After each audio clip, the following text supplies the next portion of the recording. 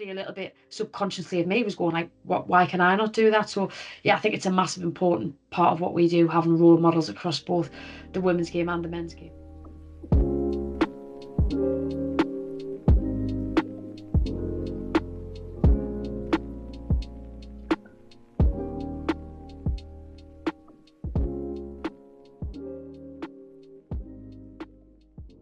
It's an interesting one, this, because everybody always presumes being in a male-dominated sport as a female that it's a lot harder for you. I think the flip side of that is I found it a lot easier. I think I came through from the Northeast and the Northeast leagues where it wasn't the norm to see a female ref. So when you used to turn up to games, people used to look at you strange, but more for the fact that they just weren't used to seeing a female.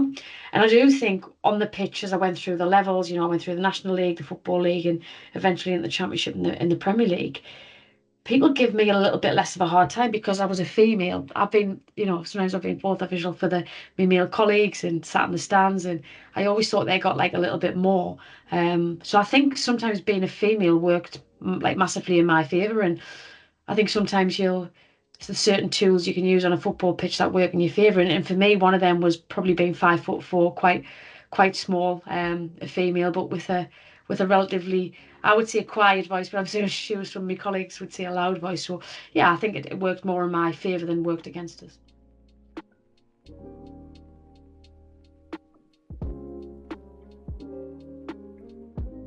Yeah, 100%. I think God, when I started, there wasn't many, and I think now we've had such an influx. I think that's come from obviously England winning the Euros in 2022, which massively helped influx of referees, coaches, players. So we've got a lot more female referees coming through the ranks now than what we had probably 7 or 8 years ago, which is amazing. I think also, games that I've done, kind of the media attention that's been around me in my career, has then probably helped younger girls or girls of a similar age to go, oh well, I don't want to play anymore, or I'm at an age where I probably should stop playing, but going to refereeing. So I think there's a few factors to that, but we've definitely seen an increase in referees. I think there's an opportunity now, especially with the growth of the Women's Super League and the Women's Championship, for it to become a career. So I think people then look at that and think, I want to be a referee as a full-time career. So there's probably a lot of different factors, and I think all of them are equally important to ensure that we get referees coming through and keep the game going.